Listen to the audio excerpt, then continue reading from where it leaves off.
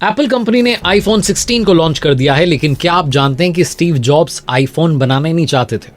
2004-2005 की बात है। एप्पल कंपनी के कर्मचारियों ने एक अजीबोगरीब बात नोटिस की थी। उनके साथ काम करने वाले जो एक्सपर्ट इंजीनियर्स थे वो धीरे धीरे गायब हो रहे थे। पता नहीं चल पा रहा था कहाँ जा रहे हैं, कोई बता भी नहीं रहा था। 2.5 साल बाद उनके गायब होने का रिजल्ट निकला, वो था आईफोन। आप देख रहे हैं आरजे कार्तिक एक्स्ट्रास, जहां पर ट्रेंडिंग बात करते हैं, आईफोन की कहानी आपको सुनाते हैं। एप्पल ने बेस्ट इंजीनियर्स को चुनकर के सारी सुविधाओं वाली एक जो लैब थी उसमें बंद कर दिया था और 2.5 साल की मेहनत के बाद उस वक्त दुनिया का सबसे एडवांस्ड मोबाइल तैयार किया था जो पूरी तरीके से टच स्क्रीन था। 2007 में जब स्टीव जॉब्स ने इसे लॉन्च किया तो मोबाइल की डेफिनेशन बदल गई। अब तक 250 करोड़ से ज्यादा आईफोन्स बिक चुके हैं। उस दौर के जो लेटेस्ट मोबाइल थे वो कुछ ऐसे थे: Nokia 7610, Palm Treo 650, BlackBerry 7100T। Apple के जो स्टीव जॉब्स थे और मोटोरोला के जो उस वक्त के सीईओ थे ईडी जेंडर, ये आपस में बढ़िया फ्रेंड थे, बेस्ट फ्रेंड थे और दोनों चाहते थे कि एप्पल और मोटोरोला मिलकर कुछ करें। तो 7 सितंबर 2005 को कोलैबोरेशन में लॉन्च हुआ मोटोरोला का मोटो रॉकर E1। ये दुनिया का पहला ऐसा फोन था इसमें एप्पल आईट्यून्स सॉफ्टवेयर को इंटीग्रेट किया गया था। इस कोलैबोरेशन का मतलब जो था और मकसद ये था कि आईट्यून्स का एक्सपीरियंस यूजर को मिले, म्यूजिक, ऑडियो बुक्स, पॉडकास्ट जैसे फीचर्स को एक ही डिवाइस पर एक्सेस कर पाए। बहुत ही स्लो सॉफ्टवेयर था, कम स्टोरेज था, इसलिए लोगों को पसंद नहीं आया, ना तो फोन पसंद आया ना सॉफ्टवेयर पसंद आया। और इसी बीच में एप्पल के अंदर आवाज उठी कि कंपनी को अपना खुद का फोन बनाना चाहिए। लेकिन समस्या ये थी कि स्टीव जॉब्स तैयार नहीं थे। बिजनेस जो था कंप्यूटर का बहुत अच्छा चल रहा था। स्टीव जॉब्स स्मार्टफोन नहीं बनाना चाहते थे। पहला रीज़न ये था कि अमेरिका में तब जो बाकी टेलीकॉम कंपनीज थी उनका दबदबा था, वो ये डिसाइड करते थे कौन से फ़ोन जो है उनके नेटवर्क तक पहुंच सकते हैं। और दूसरी बात ये कि स्टीव जॉब्स को लगता था कि कस्टमर्स तक पहुंचने में बड़ी दिक्कत आने वाली है। वो अपना फोकस डाइवर्ट नहीं करना चाहते थे। उन्हें लगता था कि स्मार्टफोन सबकी पहुंच में होगा, ऐसे में कल को अगर एप्पल स्मार्टफोन बनाती है तो लिमिटेड लोगों तक जो है ये सीमित रह जाएगा। लेकिन तब कुछ ऐसा हुआ जिसने उनकी सोच बदल दी। एक ईमेल उनके पास में आया उनके टीम के सदस्य का, जिस टीम ने उनको लगातार बनाने की कोशिश की। उन्होंने कहा कि अपना फ़ोन बनाना हमारे लिए एक शानदार आइडिया साबित होगा। एंडी ग्रिग्नॉन बताते हैं कि स्टीव को मनाने के पीछे एप्पल के जो उस वक्त के वाइस प्रेसिडेंट थे माइक बेल और उस वक्त के जो दूसरे वाइस प्रेसिडेंट थे, फॉर्मर वाइस प्रेसिडेंट थे स्टीव स्कॉमन, उनका बहुत बड़ा हाथ था। उन्होंने ईमेल किया था और लिखा था, जॉनी आइव जो डिज़ाइनर है उसके पास में फ्यूचर के आईपॉड्स के कुछ बहुत अच्छे डिज़ाइन हैं जिन्हें किसी ने नहीं देखा है। इन्हीं में से एक डिज़ाइन में हमें एप्पल का सॉफ्टवेयर डालना चाहिए। अपना सामान दूसरों के फ़ोन में डालने के बजाय खुद का एक फ़ोन बनाना चाहिए। और इस बातचीत के ठीक 3-4 दिन बाद स्टीव जॉब्स जो हैं वो माइक बेल, जॉनी आइव और स्टीव स्कॉमन जो थे ये लंच पर मिलते हैं और वहाँ से शुरू हुआ था आईफोन बनाने का सफ़र। स्टीव जॉब्स को ही बस आइडिया था कि क्या बनने जा रहा है। एक बुक है ब्रायन मर्चेंट की, the one device the secret of the iPhone, और इसमें उन्होंने बताया कि आईफोन बनाने का आइडिया सिर्फ स्टीव जॉब्स को ही पता था। उन्होंने कंपनी में किससे शेयर नहीं किया। जब उन्होंने आईफोन बनाने की सोची तो उसके लिए एक टीम बनाई जिसको लेकर के उन्होंने एक शर्त रखी कि इस टीम में कंपनी के बाहर का कोई भी आदमी शामिल नहीं होगा और इस प्रोजेक्ट का नाम रखा प्रोजेक्ट पर्पल। इसके लिए कुपर्टिनो में एक बिल्डिंग को जो है लिया गया। इस बिल्डिंग के आसपास रहने वाले लोगों को भी नहीं पता था कि इस बिल्डिंग में अंदर चल क्या रहा है। इसके साथ ही जो प्रोजेक्ट पर्पल में शामिल लोग थे उन्हें भी नहीं पता था कि वो शुरुआत में कर क्या रहे। जब कुपर्टिनो की एक बिल्डिंग में आईफोन बनाने का काम शुरू हुआ उससे पहले शर्त रख दी गई थी स्टीव जॉब्स के द्वारा कि आपको दिन रात यहीं काम करना होगा, इस बिल्डिंग से बाहर जाने की परमिशन आपको नहीं है।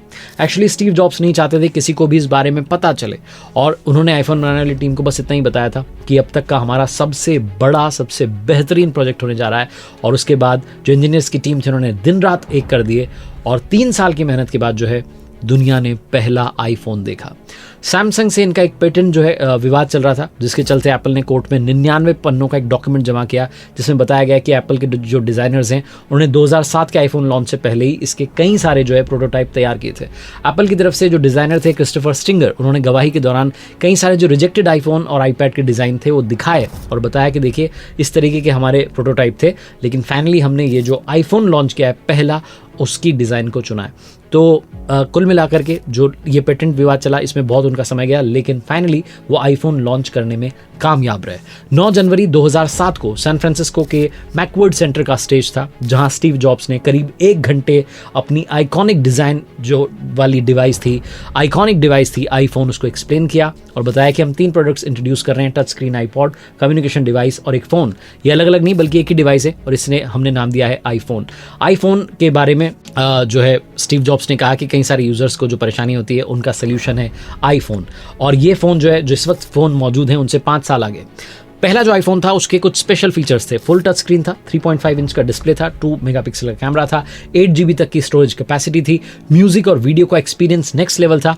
एप्लीकेशंस को बैक और क्लोज करने के लिए एक होम बटन दिया गया था और कहा जाता है कि जब ये लॉन्च हुआ तो 2 दिन में ही 2.7 लाख 2.5 लाख से भी ज़्यादा आईफोन्स बिक गए थे। उस वक्त 4 GB जो था 35,000 के आसपास और 8 GB जो था 50,000 के आसपास की प्राइस थी।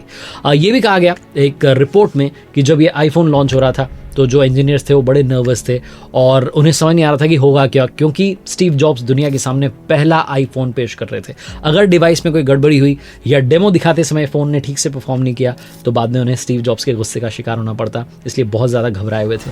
दुनिया का जो पहला आईफोन था उसे पेश करने के लिए स्टीव जॉब्स जो हैंडसेट स्टेज पर लेकर के गए उसमें बहुत सारी कमियां थी। वो जो डिवाइस था वो वीडियो या सॉन्ग तो प्ले कर सकता था, लेकिन अगर उस पर पूरा वीडियो क्लिप प्ले किया जाता तो क्रैश हो सकता था। लॉन्चिंग के समय जिन ऐप्स का डेमो दिया गया था वो सारे पूरी तरीके से डेवलप नहीं हुए थे, इसलिए इंजीनियर्स को डर सता रहा था कि कहीं डेमो दिखाते समय ये क्रैश ना हो जाए, वरना बहुत जो है दिक्कत आ जाएगी। आईफोन का जो प्रोजेक्ट था उसमें शामिल लोगों की पर्सनल लाइफ भी कहा जाता है कि कुछ हद तक जो है ख़राब हो गई। कई सारे ऐसे लोग थे जिनको लगा कि हमारी लाइफ अब पहले जैसी नहीं रही, क्योंकि वो एक बिल्डिंग में बंद हो गए और उस खास प्रोजेक्ट पर काम करते रहे। कुछ ने तो ये भी कहा कि हमारी पर्सनल लाइफ जो है बिगड़ गई, क्योंकि हम प्रोफेशनल करियर में बहुत ज़्यादा इन्वॉल्व हो गए थे और हमें एक इम्पॉसिबल डेडलाइन दी गई थी, इम्पॉसिबल सा मिशन दिया गया था और ये भी कहा गया था कि कंपनी का पूरा फ्यूचर इस प्रोजेक्ट पर डिपेंड करता है। तो ये किसी मुसीबत से कम नहीं था, लेकिन हमने जो है लगातार अपने काम को निभाया, हालांकि उसकी वजह से पर्सनल लाइफ जो थी हमारी वो गड़बड़ हो गई। अब बात करते हैं स्टीव जॉब्स के चले जाने के बाद एप्पल का क्या हुआ। 2011 में जब स्टीव जॉब्स का निधन हो गया तो टिम कुक एप्पल के सीईओ बने। 2014 में टिम कुक एप्पल वॉच लाए, 2016 में एयरपॉड्स लाए और 2018 आते आते एप्पल $1 ट्रिलियन का मार्केट कैप छूने वाली पहली कंपनी बन गई। एप्पल ने अपना ही रिकॉर्ड तोड़ते हुए 2020 में $2 ट्रिलियन और 2023 में $3 ट्रिलियन का मार्केट कैप को छुआ। 2007 में एप्पल ने 14 लाख आईफोन बेचे थे। 2023 में एप्पल ने दुनिया भर में 21 करोड़ से भी ज्यादा आईफोन बेचे। जैसा मैं आपको बता रहा था कि ग्लोबल मार्केट की अगर हम बात करें, मोबाइल मार्केट की हम बात करें, तो एप्पल की जो हिस्सेदारी है वो 20% से भी ज्यादा है। एप्पल का जो 50% रेवेन्यू है वो उस आईफोन से आ रहा है जिसे कंपनी एक समय बनाना नहीं चाहती थी, उस आईफोन से आ रहा है जिसके बारे में स्टीव जॉब्स ने कहा था कि इसकी हमें जरूरत नहीं, क्योंकि हम कंप्यूटर में ऑलरेडी अच्छा कर रहे हैं। लेकिन एक ईमेल जो उनके दोस्तों ने भेजा, जो उनके साथियों ने भेजा, उसने एप्पल कंपनी की स्टीव जॉब्स की लाइफ को पूरी तरीके से चेंज कर दिया। तो कहने का सार ये है कि अगर आप भरोसा रखें अपने ऊपर, अपनी टीम पर, अपने आइडियाज़ पर, डेडिकेशन के साथ आगे बढ़ें तो आप कमाल कर सकते हैं, जैसा कि आईफोन के केस में हुआ। ये कहानी थी आईफोन के दी आईफोन बनने की। आप देख रहे हैं आरजे कार्तिक एक्स्ट्रास। जाते आते आपके लिए एक छोटा सा रिमाइंडर, मैंने अपनी ऑफिशियल वेबसाइट लॉन्च की है जिसका URL है www.rjkartik.in। शुरुआत में 2 कोर्सेज हमने लॉन्च किए हैं, पहला पर्सनैलिटी डेवलपमेंट वाला है और दूसरा है स्ट्रेस मैनेजमेंट वाला। आप जाइएगा, चेकआउट कीजिएगा, उम्मीद है आपके काम आएंगे। Thank you so much for watching this video.